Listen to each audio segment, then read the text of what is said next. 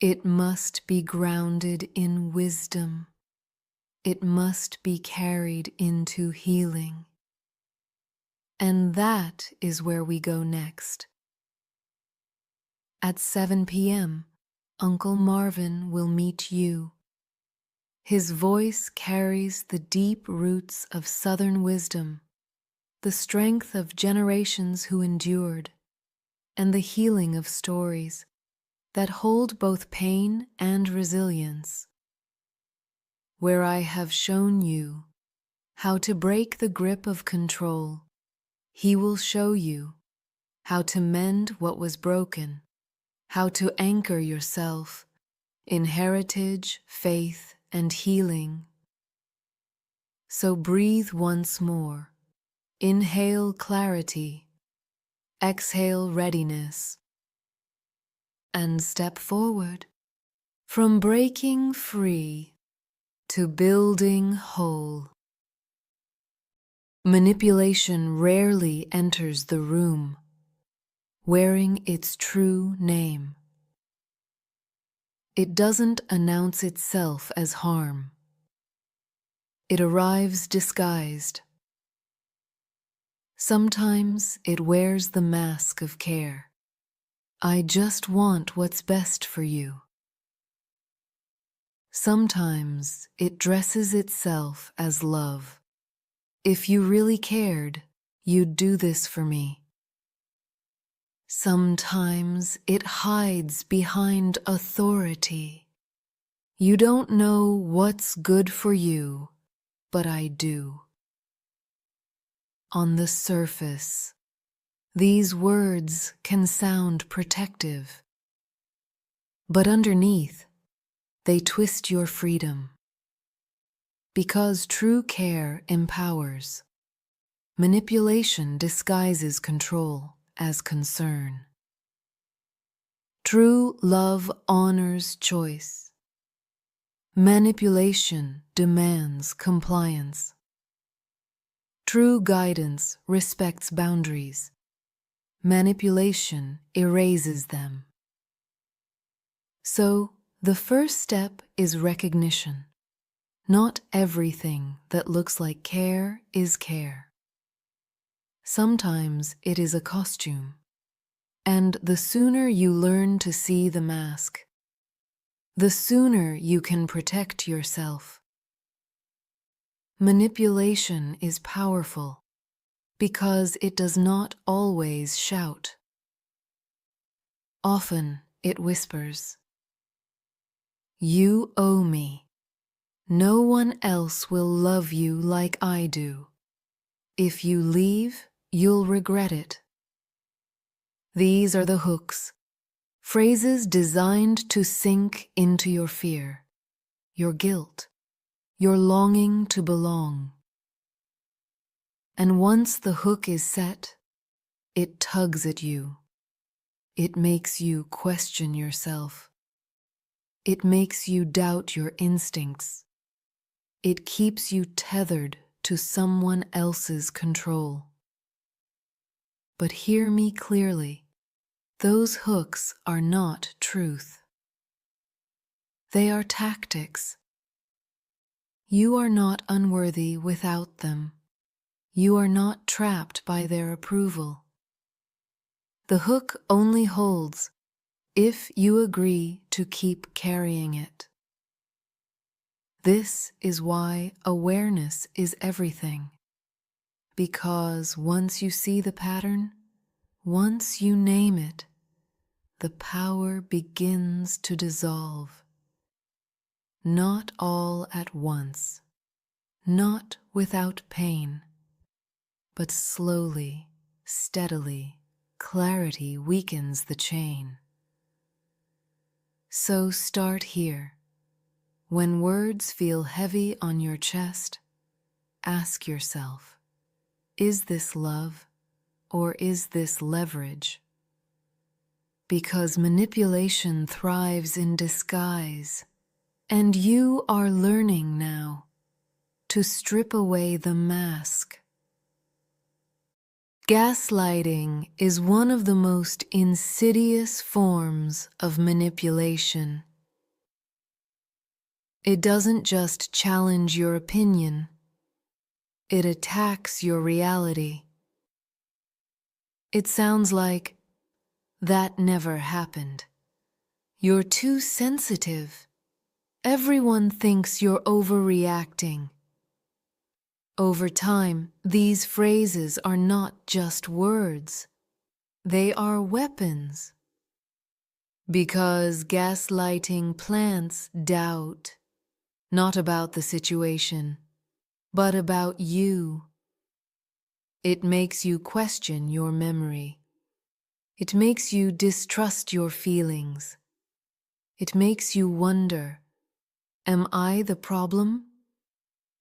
And that is the manipulator's goal, to weaken your confidence until you lean on their version of reality.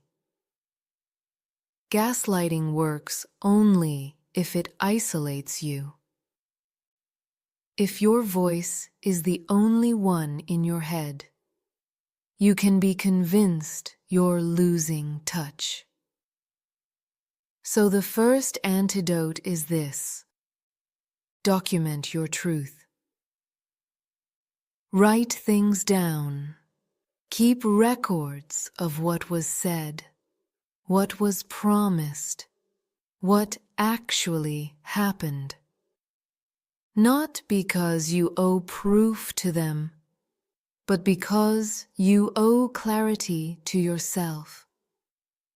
The second antidote: bring in trusted witnesses. Friends, therapists, communities who can remind you, no, you're not crazy.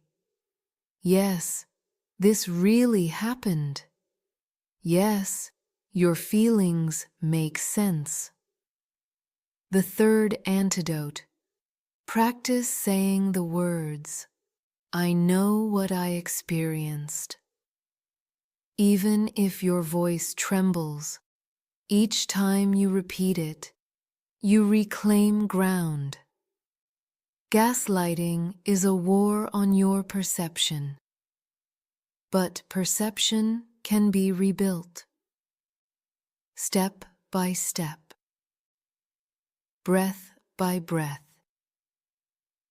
Remember this: the fact that you question yourself is not evidence that you're broken.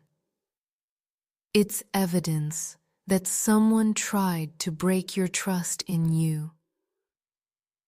And every time you choose to affirm your own reality, you weaken their grip. Gaslighting is powerful, but truth, once named, is stronger. Manipulation rarely begins with cruelty. It begins with charm. The compliments flow easily. The attention feels intoxicating.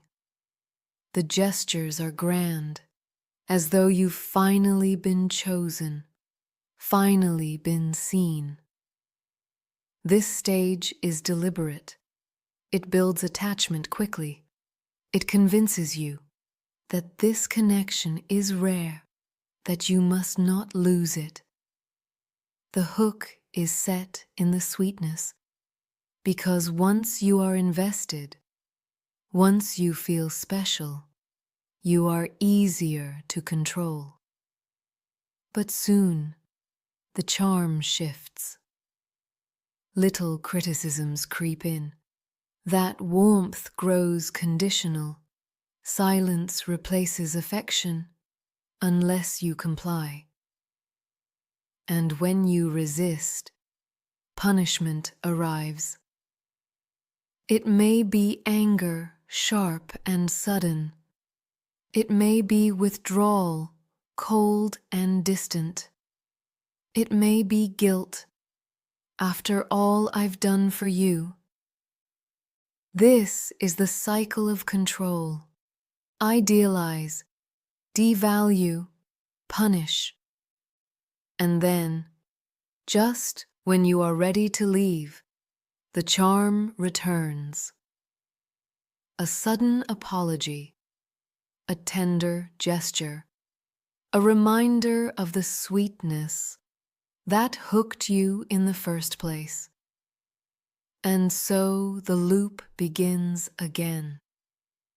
What makes this cycle dangerous is not just the harm itself. It's the hope, the belief that the good version is real and the cruelty is the exception. But hear me clearly. The cycle is the truth. The inconsistency is the control. The whiplash keeps you unsteady, always working to earn back affection that should never have been conditional. Breaking free begins with seeing the pattern, naming it, refusing to be fooled by the return of charm. Because real care is steady, real love is consistent, and anything that holds you hostage between sweetness and cruelty is not love at all. One of the oldest tricks in manipulation is also one of the quietest: isolation. It doesn't always begin with outright commands. Often, it starts subtly. They don't really understand you like I do. Your friends are jealous of us. Why do you need anyone else when you have me? At first, these words can sound flattering. They paint the manipulator as special, as uniquely invested. But slowly, the circle closes in. You stop calling friends as often. You pull back from family gatherings. You second-guess whether anyone else would even believe your perspective. And without realizing it, your world shrinks until the manipulator becomes the only voice left in the room. That is not closeness. That is captivity.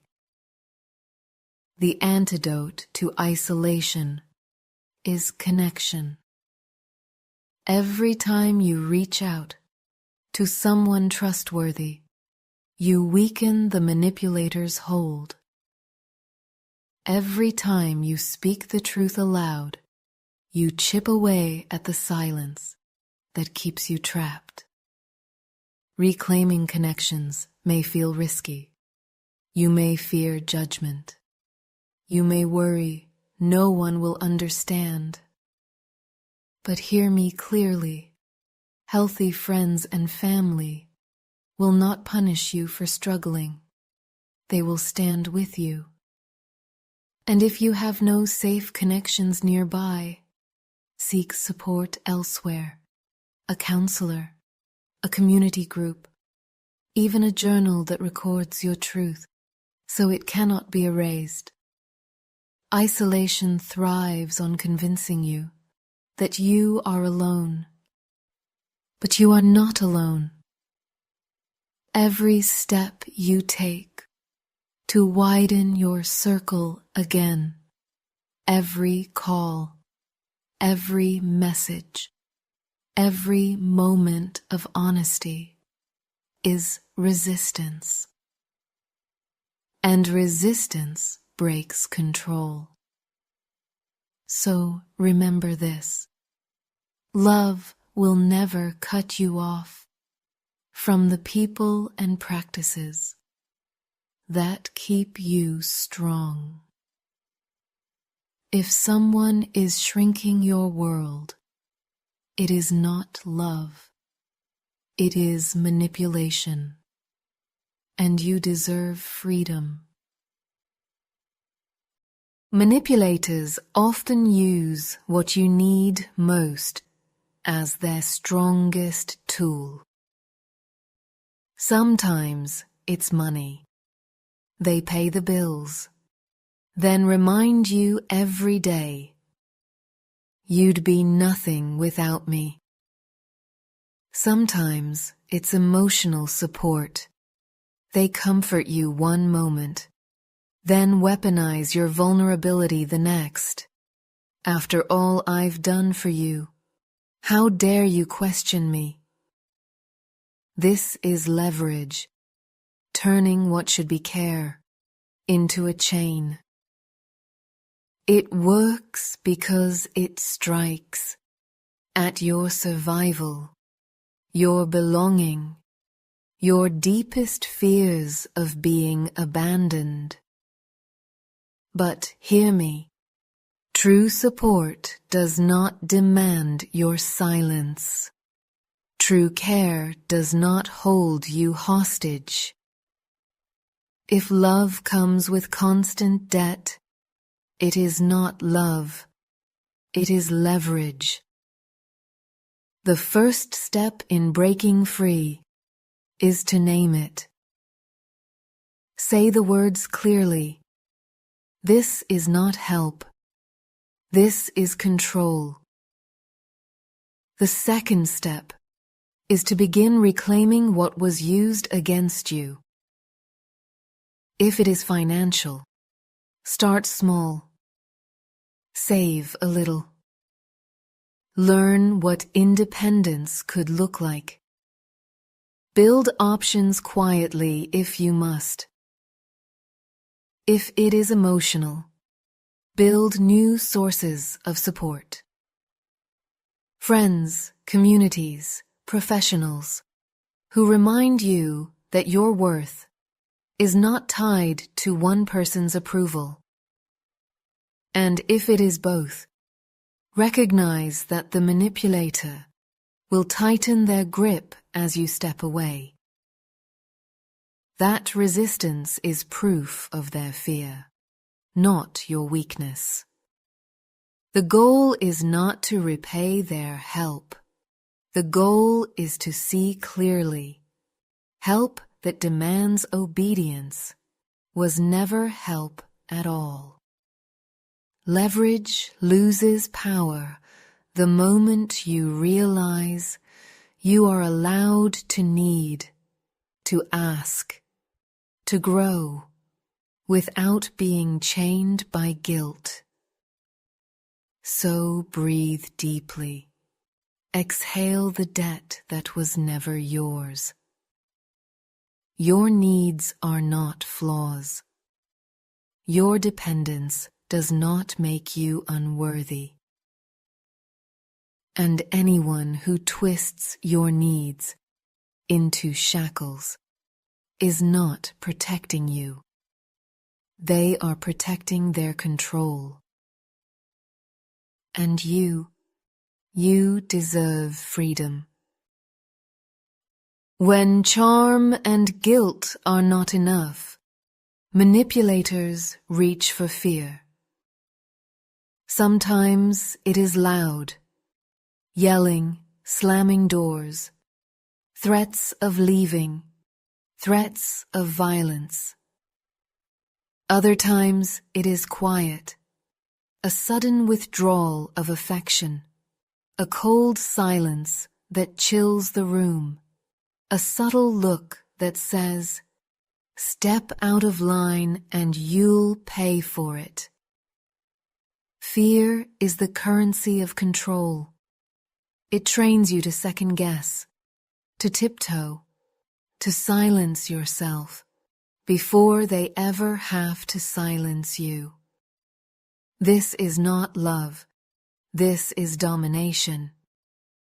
Fear thrives when it feels absolute, when it convinces you that you have no choice, no escape, no strength. But fear too has cracks.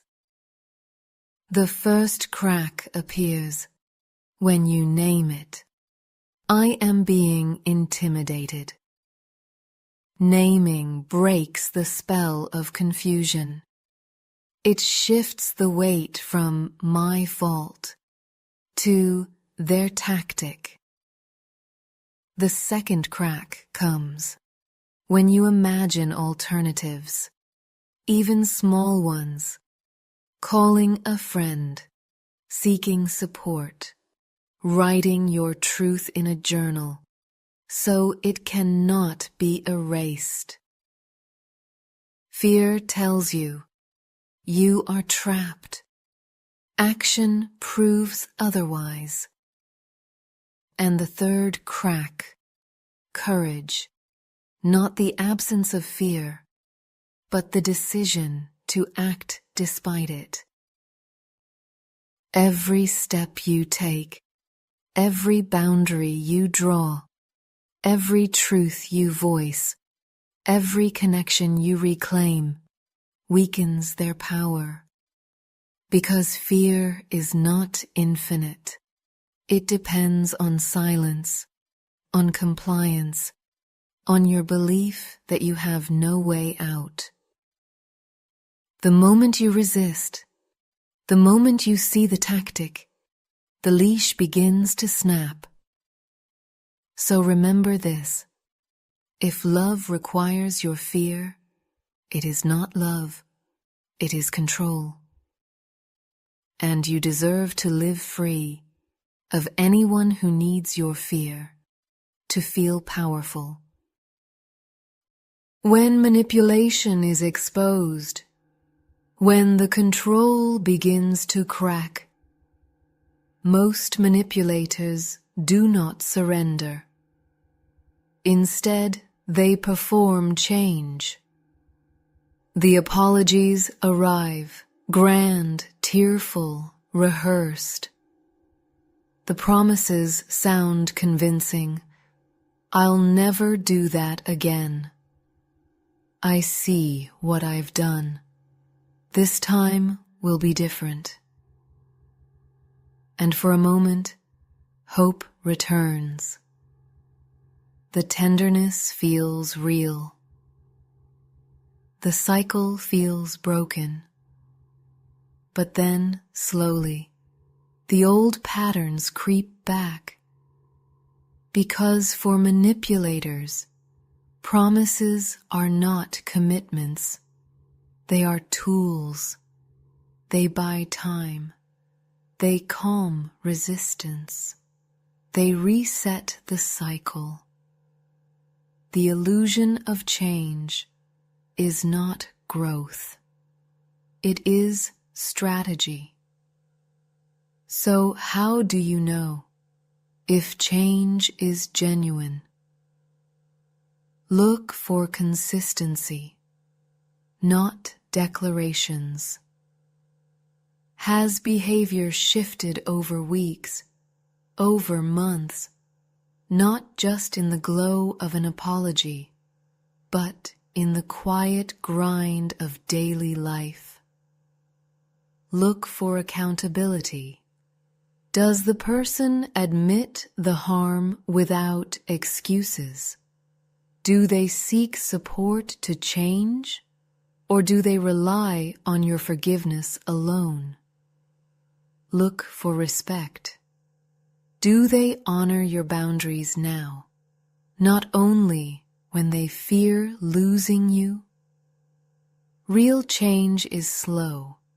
It is proven, not performed. Anything less is just the cycle in new clothing. So when the words sound perfect, but the actions remain hollow, trust what you see. Because true change does not need convincing.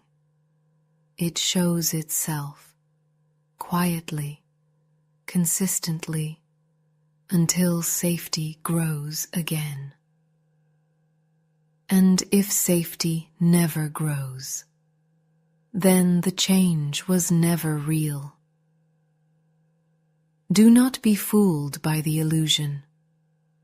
Hope is powerful, yes, but hope without evidence keeps you chained. So hold on to this. Love proves itself in action, not in performance.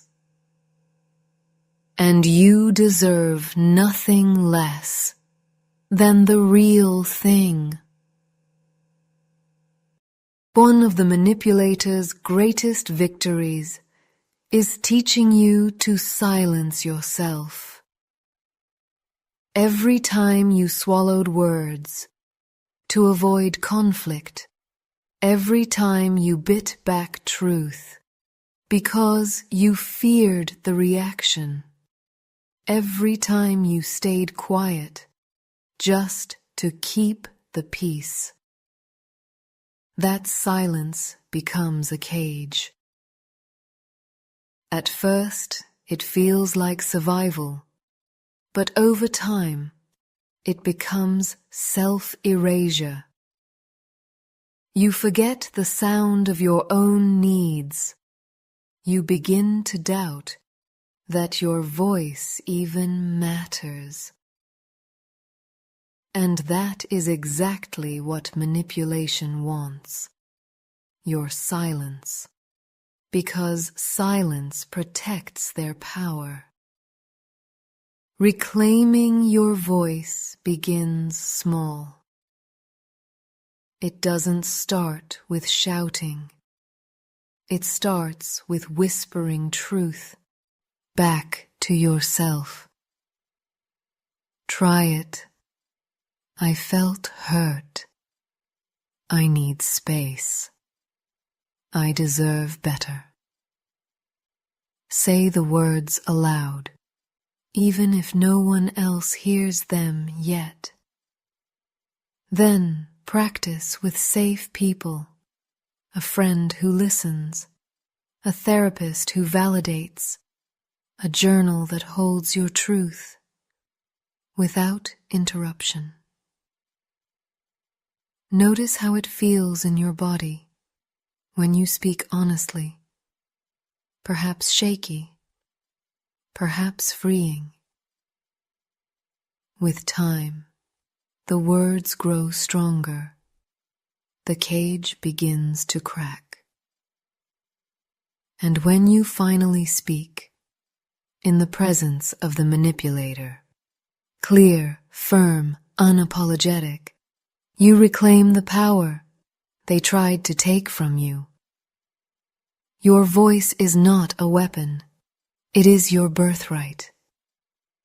And every word you speak, in truth and self-respect, is a step toward freedom. So remember this: silence was survival then. But now, your voice is the path forward. And no one, no matter how skilled in manipulation, has the right to take it from you again. Many people imagine freedom as a single moment, bags packed, doors slammed, a dramatic goodbye. And yes, sometimes it looks like that, but more often, freedom unfolds quietly. It begins with awareness, naming the manipulation.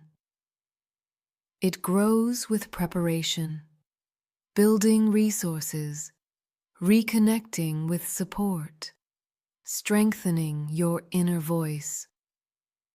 And then it takes shape in steps, a conversation spoken with new clarity, a boundary held, a decision made without permission.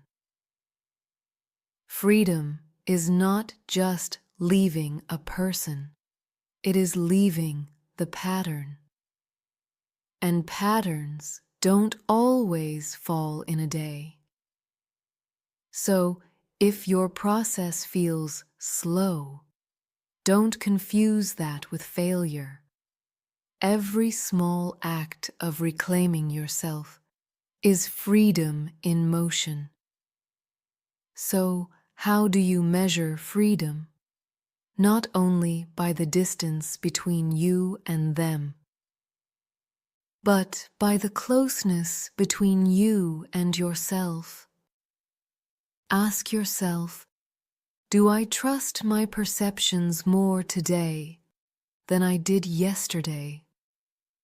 Do I feel safer to speak my truth out loud? Do I make choices now that once felt impossible? That is freedom. Because freedom is not just external, it is internal.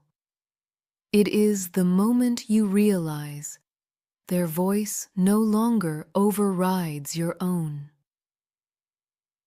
It is the day you wake up and your first thought is not, how do I keep them happy? But what do I need today? It is the hour you take a breath, make a choice, and feel no fear of punishment. That is freedom, and it grows, step by step, breath by breath. So, if you are still in process, hold steady. Freedom is not a finish line. It is a practice. And you are already living it each time you take yourself back from the grip of control. We have walked together through masks and shadows. We have named manipulation for what it is: control dressed as care, fear disguised as love, dependency spun into chains. We have unmasked gaslighting, cycles of charm and cruelty, the cage of isolation, the leash of fear. And we have spoken of freedom, not as fantasy, but as process, step by step, breath by breath. The truth is not always easy, but truth is liberation. When you see clearly, you cannot be fooled so easily again. When you speak honestly, you reclaim power. When you choose freedom daily, you rebuild your life. Manipulation thrives in darkness. You now carry light. Take one more steady inhale with me. Exhale slowly. Feel the weight of illusion leaving, the clarity remaining. You do not walk out of this hour empty. You carry truth now, sharp, unshakable.